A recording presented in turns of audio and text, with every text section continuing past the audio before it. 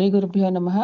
ఈరోజు జూన్ 25, 2026 శ్రీ మలయాళ స్వామి వారు రచించిన ఈశ్వర కృప పుస్తకాన్ని లక్ష్మి గారు మనకు చదువుతూ వివరిస్తారు. రామబుద్రి గారి పేజీ నెంబర్ చూసారా?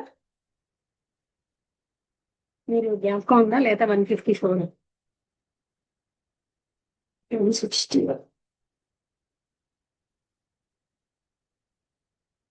It is not a creature on earth, in heaven or in infinite space which is not born by the law of death. You see right there. Now 60, 160 వచ్చేమో అన్నమాట.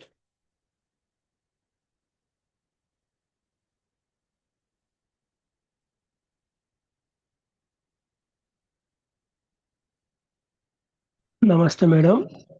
నమస్తే. చాప్టర్ 18 ఉంది కదండి? చాప్టర్ 18 ఉంది. అంటే కాదు, అది కాదు, ఈశ్వర కృప. ఓహో, ఈశ్వర కృప 151 అండి. 151 5 151 రాశాను నేను. 151 161 151 చెప్పారండి. 140 142 146 ఒకసారి అయిపోయింది. మా శనివారం రోజు 151 రాశాను నేను పేపర్ పేజీ నెంబర్. అయితే ఇంకా చెప్పాలంటే ఇక్కడ చెప్తున్నారు, as a matter of fact నేను ఇంకా చెప్పవలసింది చాలా ఉంది నేను చెప్పిన దానికంటే అంటున్నారు. అయితే ఈ మొత్తం 5 ఇంద్రియాల యొక్క పని ఒక అద్భుతమైన మానసికమైన సమర్థత. ఈ మానసిక సమర్థత మైండ్ అన్న దాని మీదనే ఆధారపడింది. దానికి ఒక లక్షణం ఉంది, అది భౌతికము ఆధ్యాత్మికము కూడా. మన భౌతికమైన మనస్సు అన్నది మ్యాటర్ని అది రీచ్ అవుతుంది, అది పదాల్లో చెప్పగలదు. ఆధ్యాత్మిక విషయం వచ్చే కల్లా మనస్సు దాని మాటలు అక్కడ ఫెయిల్ అయిపోతాయి. అది తైత్తిరీయ ఉపనిషత్తు అన్నది చెప్తోందనమాట. యత వాచా నివర్తంతే అప్రాప్త మనసా సహా. అంటే ఆధ్యాత్మిక జ్ఞానంతో ప్రభావితమైనటువంటి ఈ స్క్రిప్చర్స్ అంటే గ్రంథాలు అవన్నీ మనకి ఏం చేస్తున్నాయంటే మనలో మనం రియలైజేషన్ అనేది దాన్ని పొందగలగం. అది ఎక్స్ప్లెయిన్ చేయడానికి భాష లేదు. అందుకనే కేథ బృహదారణ్యక ఉపనిషత్సు మనసా ఇవ ఇదం ఆప్తవ్యం అని చెప్తున్నాయి. అంటే ఆప్తవ్యం ఇహ నానా అస్తి కించన.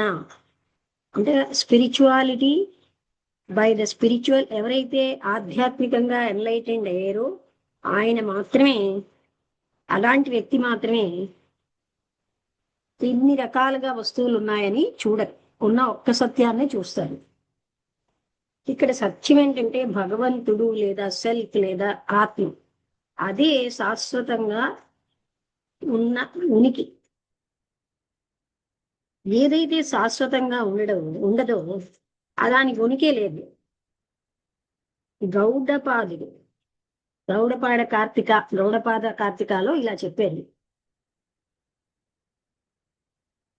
ఆదౌ అంతేచ యత్ నా అస్తి వర్తమానే అపి తత్ తథా. అంటే ఆదిలో అంతంలో లేకపోతే వర్తమానంలో అది అలాగే లేనట్టే లెక్క అని. అందుకని మన భౌతికమైనటువంటి ఈ ఎంటిటీ అన్నది అన్ని భౌతికమైన లక్ష్యాలకి అది ఉనికితో లేదు. మనస్సు అది భౌతికమైన బీయింగ్ కనుక అదేంటంటే ఆ వ్యక్తి యొక్క యూనివర్సల్ సెల్ఫ్ ని తెలుసుకోలేదు. అంటే ఆ స్పిరిచువల్ సెల్ఫ్ అవేర్నెస్ అనేది మనస్సుతోటి పట్టలేదు. అందుకే ఇక్కడ రెండు రకాలుగా చెప్తారు. శుద్ధ మనస్సు అని ఎక్కడో గ్రహించారు. అది మనస్సే కాదు, దాని డైమెన్షన్ లేదు. అంటే ఈ మనస్సుతో అసలైన తత్వాన్ని పట్టుకోడు. ఈ సంఘర్షణ రకరకాలైన బోధలలో అది విలువైనదే. ఎందుకంటే ఇది అయిపోయిందండి. దాని యొక్క ప్రాముఖ్యత ఉంది సత్యాన్ని తెలుసుకోవడానికి. అది భౌతికమైనటువంటి బంధం యొక్క, మనస్సు యొక్క భౌతిక బంధాలని అధిగమిస్తేనే ఆ సత్యం ఉంటుంది. అందువలన వ్యక్తిగతంగా సెపరేట్గా ఒకటి ఇంకోటి కంటే గొప్పదిగా కనిపిస్తాయి. యోగా, తపస్సు, జ్ఞానము, భక్తి, సాంఘిక సేవ, కర్తవ్యంతో ఉన్న అబ్జర్వెన్స్ అంటే గృహస్థు చేయాలి. ఇవన్నీ కూడా మనం ఇక్కడ ఈ వ్యతిరేకమైన కాన్సెప్షన్ ని కూడా తప్పు అని అనడానికి లేదు. గాడ్స్ క్రియేషన్ లో అంటే భగవంతుడి యొక్క సృష్టిలో which is dependent on the primal nescience అంటే అవిద్య మీద ఆధారపడి ఉన్నది ఒకటి కొంతమంది ఉంటే, ఆ త్రిగుణాల మీద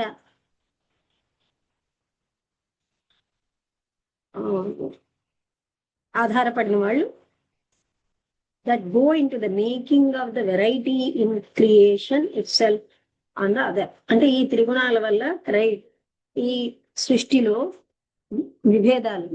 విభాగాలుగా తెలుస్తుంది. మనిషి మంచి చెడు అన్నది ఆయన సత్వ తన గుణాలను బట్టి చెప్తాడని ఇది కూడా అయిపోయింది. నేను కూడా 161 ఏమో 151 నేను వినబడింది. 161 చూద్దాం. 160 నుంచి చదువుతాను.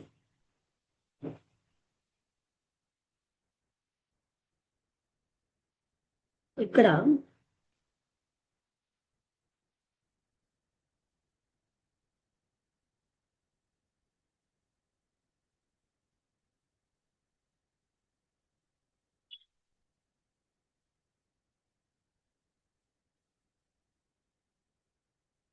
అంటే ఎవరైతే ఆత్మనే కాన్సన్ట్రేట్ చేస్తారో వాళ్ళు ప్రపంచంలో అన్ని భాగాలలోని ప్రకాశిస్తూ ఉంటారు సూర్యుడిలాగా.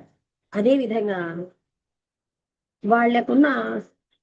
వాళ్ళు ప్రజల భయాలను తొలగిస్తారు. ఎవరైతే సంసారం అన్న దాంట్లో భయపడుతున్నారో వాళ్ళ భయాలను కూడా తొలగించగలరు. అలాగే ఒక మనిషి కాంటెంప్లేటివ్ మైండ్ అనేది అంటే మెడిటేటివ్ మైండ్ లేదనుకోండి, అటువంటి వ్యక్తిట అంతకంటే ఒక బురదలో ఉన్న సరస్సులో అంటే చెరువులో పుట్టిన కప్ప గొప్పదిట, లేకపోతే బురదలో ఉన్న క్రిమి గొప్పదిట, డార్క్ కేవ్లో ఉన్న స్నేక్. ఇవి అంటే ఏంటి? మెడిటేటివ్ మైండ్ లేని వాళ్ళకంటే ఇవే గొప్పవని చెప్తున్నారు. అజ్ఞానంతో ఉన్న జీవితం గడిపిన కంటే ఆత్మతత్వంతో ఉన్నది గడపడం గొప్పది.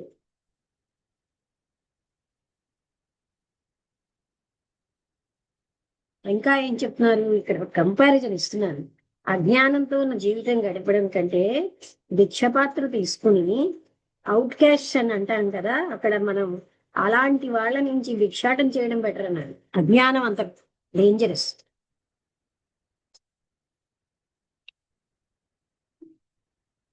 సెల్ఫిష్ అంటే స్వార్థపరమైనటువంటి పొజిషన్స్, కుటుంబం, వీటితోటి ఇఫ్ ఎ మ్యాన్ అదే ముఖ్యం అని అనుకున్న వ్యక్తి అంటే వెల్లోంచి డర్టీ వాటర్ తీసుకోవడం బెటర్. అలాగే అంటే గంగా యొక్క పవిత్ర జలం ఉండగా అటువంటి ఫూల్ని ఎవరు రైతు పాత జ్ఞానానికి తీసుకురాగలరు? డగ్ బై హిస్ ఫాదర్, అంటే తండ్రి చేత డగ్ అంటే అది తవ్వడం. ఆ డర్టీ వాటర్ ని, if A man prefers the dirty water from the well, తండ్రి తవ్వినటువంటి డర్టీ వాటర్ ని ఎవరైతే ఇష్టపడుతున్నాడో గంగాజలం కంటే, అంటే ఈ నాది నా అని అటువంటి పొజిషన్స్ ఉన్న వ్యక్తి అలాంటి ఆ జ్ఞానాన్ని, అంటే నాది నా వాళ్ళు అనే ఆ వాళ్ళుట, అంటే డర్టీ వాటర్ ని గంగాజలం ఉండగా డర్టీ వాటర్ ని ప్రిఫర్ చేసిన వాళ్ళుట, అంటే బురద నీరు. అంటే గంగాజలాన్ని వదిలేసి ఆ బురద నీరే కావాలనుకున్న వాళ్ళతో సమానం. ఈ పవిత్రమైనటువంటి ఓంకారాన్ని జపించిన ఆయన ఏకాగ్రతతో భగవంతుని మీద ధ్యానం పెడితే ఏ వ్యక్తి అయినా అదే టైంలో ఆయనకి ఏకాగ్రత, ఆత్మ అన్నది ఒక గుర్తింపు కూడా, ఆయన భగవంతుడితో ఏకత్వాన్ని అనుభవిస్తాడు.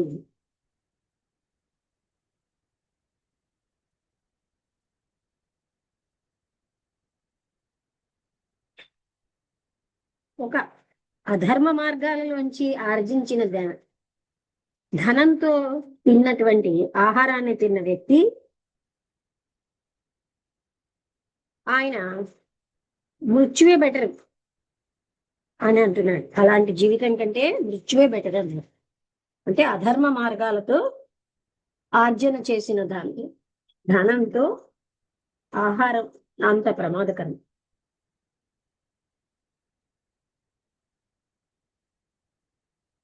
కర్కటి అనేది, అంటే ఇది యోగ వాసిష్టంలో వస్తుంది.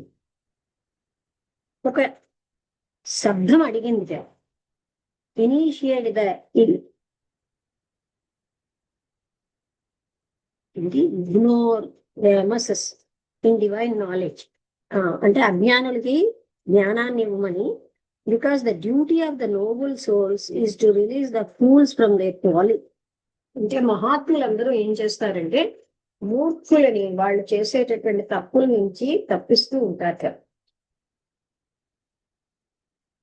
అన్ఇనిషియేటెడ్ పీపుల్, ఎవరికైతే ఇనిషియేషన్ లేదో వాళ్ళు రకరకాలుగా భగవంతుడి కోసం వాదిస్తారు.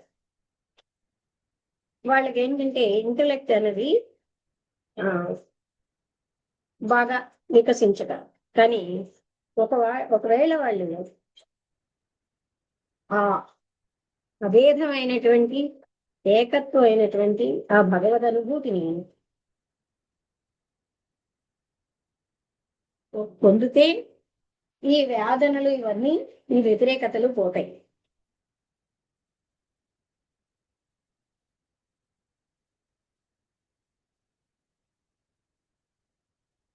అంటే ఎంతో మంది ఋషులు భగవంతుణ్ణి చూసిన వాళ్ళు వాళ్ళ మనస్సుని రెగ్యులర్ మెడిటేషన్ భగవంతుడి మీద నుంచి తప్పించే ఈ దైవ జ్ఞానము అనే దాని నుంచి. ఎందుకంటే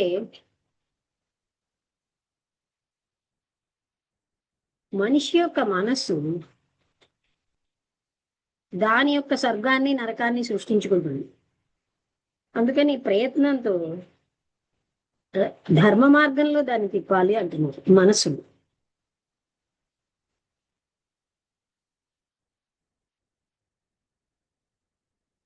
ఎలా అయితే కుమ్మరివాడి యొక్క ప్రయత్నంతో కుండ తయారవుతుందో మనస్సు కూడా నిరంతరాయమైన ధ్యానంతో, యోగా ప్రాక్టీస్ తోటిను అది తన మలినాలు ఇంతకు ముందు ఉన్నవన్నీ తొలగించుకోవాలి. జ్ఞానం ఉన్న సాధువులు ఎవరంటే సత్వగుణం కలిగి ఉంటారు. వాళ్ళు ఎప్పుడు సమత్వంతో ఉంటారు. వాళ్ళు మొత్తం సృష్టి అంతట్లో భగవంతుడిని చూడగలరు. వాళ్ళు ఎప్పుడు దైవ చైతన్యంలోనే ఉంటారు.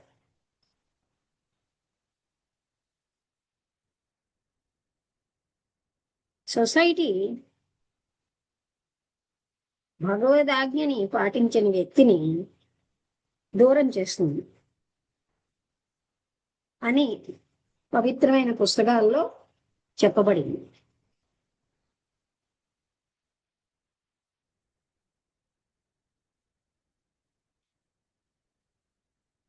ఎవరైతే ధర్మాన్ని పాటించరో అలాంటి వాళ్ళు నిస్పృహలో నిరాశలోకి మునిగిపోతారు.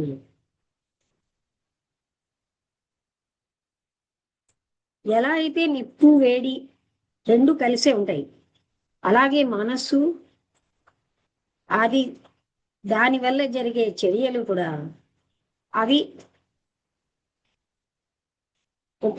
ఒకే రకంగా, అంటే మనస్సు చేత జరిగే చర్యలు ఒకలాగే జరుగుతాయి. మైండ్ అండ్ యాక్షన్ అంటే మనస్సు చేత ప్రేరేపించబడిన యాక్షన్స్ మనం చేస్తున్నాం. మనస్సు ఏం చెప్తే అదే, ఆ రెండు వేరు కాదు. మనస్సు యాక్షన్స్ అయితే both the mind and action would be unworthy. మనస్సును యాక్షన్స్ ఎప్పుడు వర్దీగా అంటే ఫిట్ గా ఉండవంటే, ఆరిపోయిన నిప్పుకి హీట్ ఉండదు. అంటే ఇక్కడ అర్థం ఏంటంటే బోత్ ద సరి అయిన విధంగా బాగా మంచి మోటివేషన్ తో మంచి పనులు చేసినప్పుడు మనస్సు అంటే ఆ ఏమంటారు దాన్ని, మనోవాక్కాయ కర్మణంతో ఒకేలా ఉంటారు. అలా కానప్పుడు మనస్సు వేరు, అదేమో దేంతో సమానం అంటే ఒక ఆరిపోయినటువంటి నిప్పులో ఎలా అయితే హీట్ ఉంటుందో దానికి సమానం అన్నారు. మనిషి ఎప్పుడు కూడా ఎరుకతో ఉండాలి మనస్సు ఎటువైపు వెళ్ళిపోతుంది. ఎందుకంటే ఆ మనస్సు అలాగా మనకు అవేర్నెస్ లేకపోతే మనస్సు ఏం చేస్తుందంటే విషాన్నే ఇదిగో ఇదే తేనె అని చూపిస్తుంది. తేనెని విషంగా, విషాన్ని తేనెగా చూపిస్తుంది.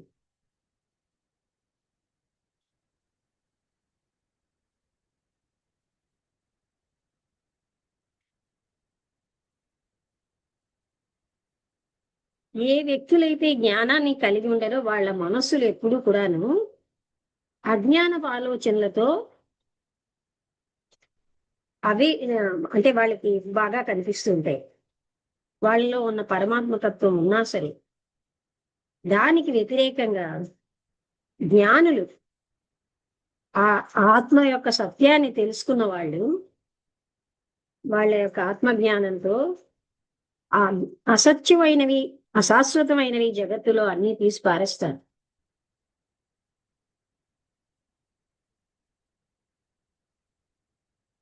అందుకని ఆ శుభప్రదమైన వైరాగ్యం అది మన లోపలే మనిషి సాధించగలడు. అదే చాలా గొప్ప శుభం. అది మనలో ఉన్న కోరికలన్నిటినీ త్యాగం చేయడం వల్ల పొందగలుగుతాం. ఎవరికైనా అది కష్టం అనిపిస్తే ఆయన ఆలోచన రహితమైనటువంటి, అంటే ఇవారే థాట్లెస్ ఇన్సెక్ట్ అని, ఆలోచన రహితమైన క్రిమితో సమానం అన్నారు. అంటే ఈ కోరికలన్నింటినీ వదిలితేనే నిజమైన శుభప్రదమైన వైరాగ్యం వస్తుంది. అది కానీ ఇష్టపడని వ్యక్తి దేనికి సమానం అన్నాడంటే ఆలోచన రహితమైన క్రిమితో సమానం అని చెప్తున్నారు. కోరికలు వదలకపోతే అది ఎవరి మనస్సు అయితే భగవంతుడితోని యొక్క ఆత్మతత్వంతో ఏకీకృతం అవ్వదు, ఆయన ఇంద్రియాల యొక్క కోరికలతో పరిగెడుతూ ఉంటాడు. ఎవరైతే ఆ విశ్వాత్మతో ఏకత్వం ఫీల్ అవుతారో ఆయన సమస్త సంసార బంధాల నుంచి విముక్తి చెందుతాడు. ఈ శరీరానికి సంబంధించినటువంటి కోరికలన్నీ తీర్చుకోవాలి అనేది పెద్ద బంధం. అది లేకపోతే ఎంతో స్వేచ్ఛ ఉంటుంది. అందుకని ఓ రామా, నీ మనస్సుని ఇంద్రియాల కోరికల్లోంచి బయటికి తీసి అప్పుడు నువ్వేం ఆలోచిస్తే అది చేసే స్వేచ్ఛ కలిగి ఉంటావు. అంటే ఈ కోరికలే మన బంధించి అసలు మార్గం నుంచి వెళ్లకుండా అడ్డుతున్నాయి. తిరిగి తిరిగి ఇది క్లారిఫై చేస్తున్నారు ఏంటంటే,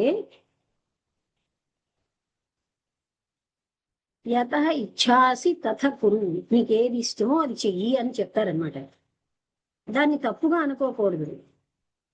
ఎందుకంటే ఏ వ్యక్తికైతే ప్రాపంచిక కోరికల నుంచి స్వేచ్ఛ అయిపోయాడో ఆయనకి స్వేచ్ఛ ఉంటుంది. ఆయన ఆత్మని తెలుసుకోగలుగుతాడు. ఆయన ఎప్పుడు కూడా హానికరంగా ప్రవర్తించడు. తనకి హాని చేయడు, తన వాళ్ళకి హాని చేసేటట్టుగా. అంటే ఎవరైతే ఆత్మతత్వాన్ని తెలుసుకుంటారో వాళ్ళు హానికరమైన పనులు ఎప్పుడూ చేయరు. అందుకని అంత జ్ఞానం చెప్పి నీకు ఏది ఇష్టమో అది చెయ్యని వదిలేస్తాడనమాట వశిష్ఠ మహర్షి.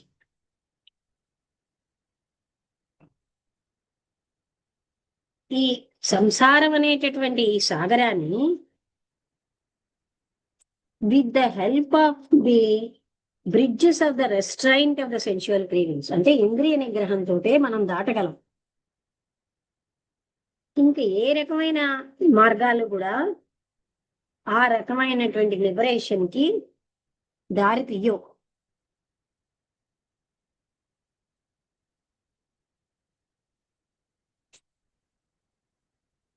ఒక పెయింటింగ్ లో మనం చూసే తేనె నిజమైన తేనె కాదు. అలాగే అగ్ని యొక్క పిక్చరు లేక ఒక స్త్రీ యొక్క పిక్చరు అవి నిజమైనవి కావు, అవి బొమ్మలే. అదే విధంగా కేవలంగా జ్ఞానం అన్నది మూర్ఖత్వానికే దారితీస్తుంది. అంటే కేవలంగా జ్ఞానం కలిగి ఉండడం చాలదు, అది ఆచరణాత్మకం అవ్వాలి.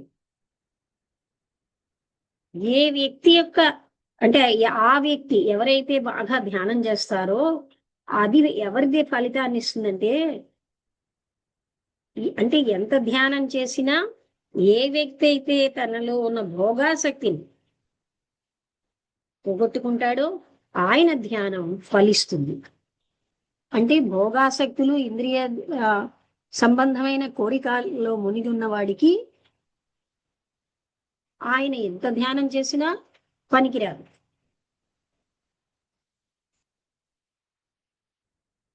మన యొక్క నిస్పృహలన్నీ కూడా ఆ శాశ్వతత్వంలో కలిస్తే అప్పుడే నిజమైన ఉనికి. ఆ అశాశ్వతత్వం అన్ని అప్పుడు మనకి ఫాల్స్ గా కనబడే ఈ దృశ్య ప్రపంచం మాయమైపోతుంది.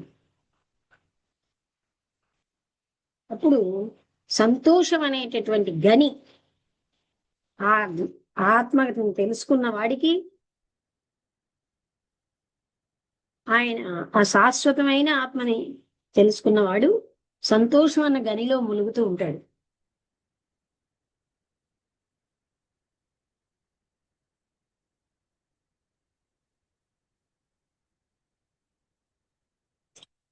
కొన్ని రకాలైనటువంటి ఆహారాలు విషకరంగా అవుతాయి. అదే విధంగా ప్రాపంచిక సుఖాలు కూడా మనకి రోగాలను ఇస్తాయి.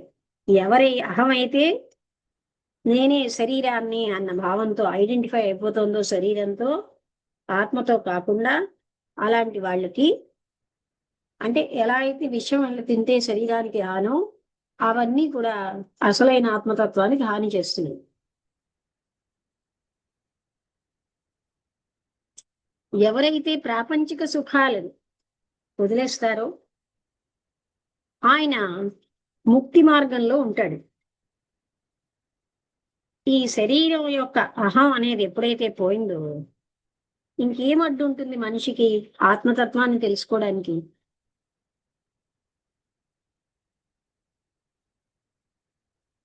ఎంతకాలం అయితే మనిషి మనస్సు ప్రాపంచికమైన విషయాలతో, ఇక్కడున్న భోగాలతో, అంటే భూమి మీద ఉన్న భోగాలతో లంపటం కలిగి ఉంటాయో ఆయన ఏనాడికి కూడా ఆ సత్యాన్ని తెలుసుకోలేదు.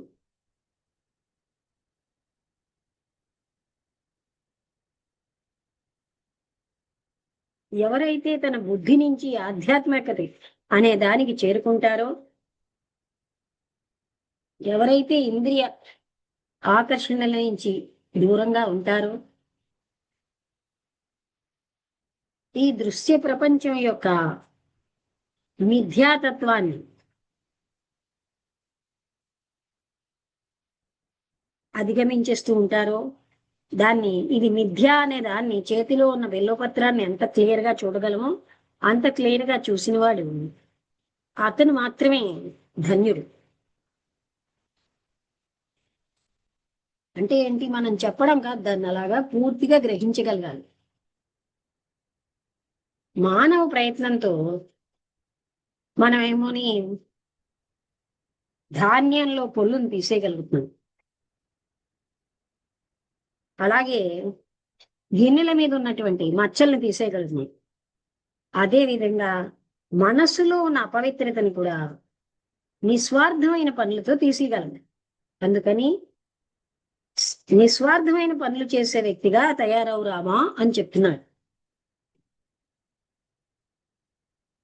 చిన్నపిల్లలకి ప్రేమ కథల్లో ఆసక్తి ఉండదు. అదే విధంగా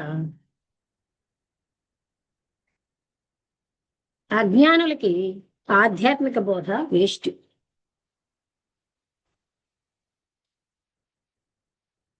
ఈ ఇంద్రియాల యొక్క ఆకర్షణలతోటి బంధితమైనటువంటి వ్యక్తి ఆయన ఒక బానిస. ఎవరైతే దాంతో ఏమి ప్రభావితం కారో వాళ్లే స్వేచ్ఛగా ఉంటారు. అందుకని సమస్తమైన ఇంద్రియ బంధాల నుంచి పక్కకి తొలగి ముక్తి కావాలి స్థితితో నువ్వు ఉండు.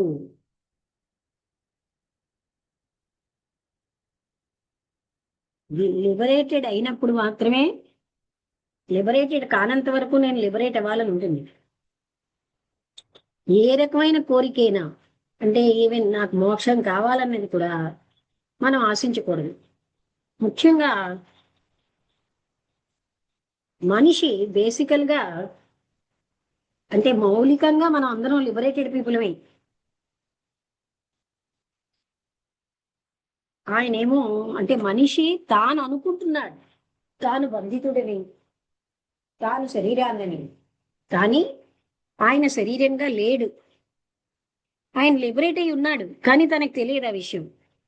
అందుకని లిబరేట్ అవ్వాలన్న కోరిక అవసరం లేదు.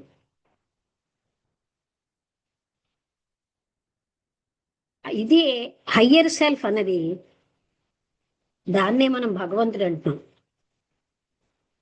మనిషి లిబరేట్ అవ్వాలి ఏంటంటే తను ఏవైతే పులుకున్నాడో శారీరకమైనటువంటివి అవన్నీ తొలగించుకుంటే పవిత్రమైనటువంటి దేంతో బంధం లేని ఆత్మతత్వం అక్కడే ఉంటుంది. మోక్షం అనేది అక్కడే ఉంది. మనిషి యొక్క కోరికలు కావాలిగా, మనిషి దానికోసం ఏం కోరక్కర్లే. అది మానవుడి యొక్క సహజ స్థితి. అందుకని నాకు మోక్షం కావాలన్న కోరిక అర్ధరహితమైనది. అందుకని మనిషి చేయాల్సింది ఏంటి అంటే తానే విధించుకున్నటువంటి చెడులలోంచి, శారీరకమైన వాటిలోంచి బయటపడాలి. మనస్సుకు సంబంధించిన, శరీరకానికి సంబంధించిన మలినాలన్నింటిలోంచి తాను బయటపడాలి. అప్పుడు ఆటోమేటిక్ గా ఉన్నదే మోక్షం. అది ఎక్కడి నుంచి తేక్కర్లే.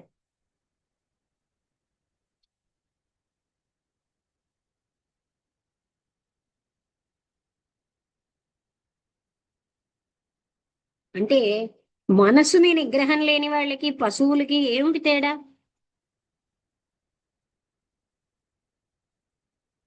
ఎలా అయితే పశువులు వాటి మెడ చుట్టూరా ఉన్న తాడుతో కట్టబడుతున్నాయో అదే రకంగా నిగ్రహం లేని మనసుతో ఇటు అటు లాగబడుతున్నాడు మనిషి. ఈ బాహ్యంగా ఉన్నటువంటి జగత్తు 3 రకాలైన విధాలుగా బంధించబడుతుంది. దాని నుంచి నువ్వు ముక్తుడు అవురు రామా అని చెప్తున్నారు అనమాట. యోగ వాసిష్ఠంలోంచి తీసుకున్నారు. ఈ కిందనున్న 2 వర్సెస్ ని ప్రహ్లాదుడికి భగవంతుడే చెప్పేటారు. మనస్సుకు అతీతమైన ఆ స్థితికి చేరు. ఓంకార సిలబుల్ నుంచి దాన్ని నువ్వు పొందగలవు. అంటే ఓంకారం చేయడం వల్ల ఆ సుప్రీం సైలెన్స్ అన్నదాన్ని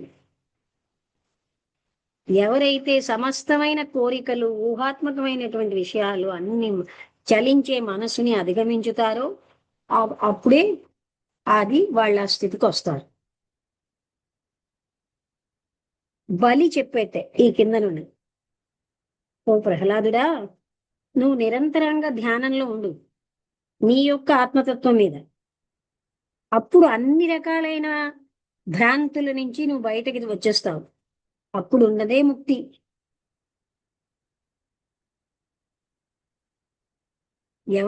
ఎవరి మనస్సు అయితే ప్రాపంచికమైన కోరికల నుంచి స్వేచ్ఛ పొందిందో, నిశ్చయం అంటే ఫర్మ్గా ఆ ఉన్నతమైన కాన్షియస్నెస్ లో, చైతన్యంలో ఉండిపోయిందో, పవిత్రంగా,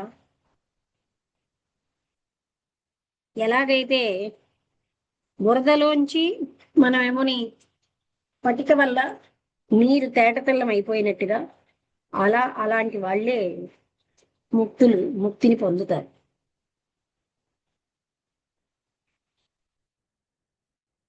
ఆత్మజ్ఞానం ఉన్న వ్యక్తి బాహ్యమైనటువంటి శక్తులకి ఆయన ఎప్పుడూ విచలితం కాడు.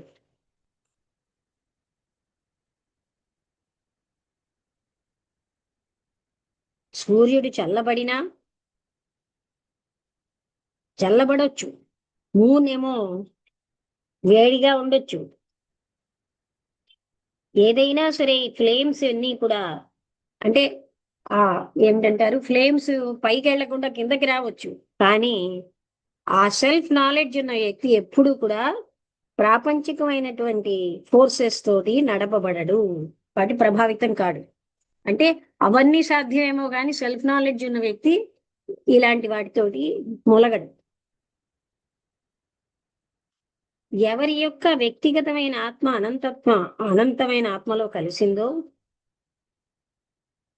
ఆయనకి ఏ కోరికలు లేకుండా, అంటే ఎవరికైతే ఏ కోరికలు లేకుండా, ఏ విచలితమైన మనస్సు లేకుండా ఉంటాడో, ఎప్పుడు కూడా నిస్పృహ అన్న ప్రపంచంలోకి ఎవడైతే వెనక్కి రాడో అటువంటి వాడిని ముక్తి పొందేడు అని చెప్తాం. ఇక్కడికి ఆపుతానండి. 167 పేజ్ ఇది, 167. ఓకే, ఇదేంటంటే ఈ ఎడోబ్ అన్నది అక్కడ ఉండట్లేదు, ముందుకు వచ్చేస్తుంది. మళ్ళీ ఫస్ట్ నుంచి మనం జ్ఞాపకం పెట్టుకోవాలి. 167 రాసి పెట్టాలండి మేడం.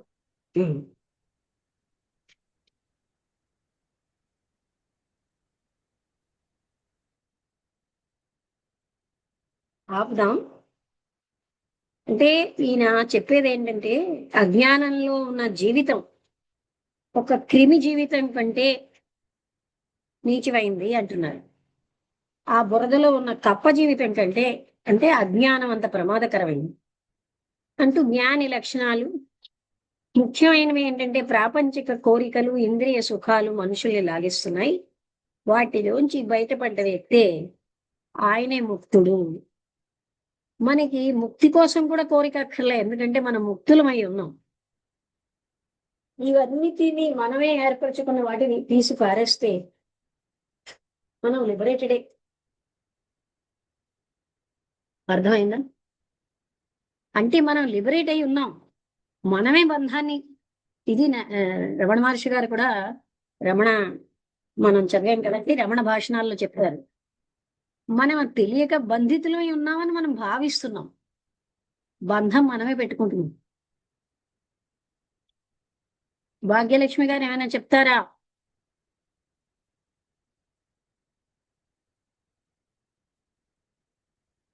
మేడం గారు చెప్పండి. నమస్తే. నమస్తే. అదే మీరు ఇందాక నుంచి చెప్పింది వింటున్నానండి. మరి ఆ సంసారంలో ములుగున్న వాళ్ళకి ఇంకా అదేమీ తెలియదు కదా. బురద నీరు వదిలే మంచి నీరు వదిలేసి బురద నీరు పెట్టుకున్నట్టే పట్టుకుంటున్నారు అంతే. అవును.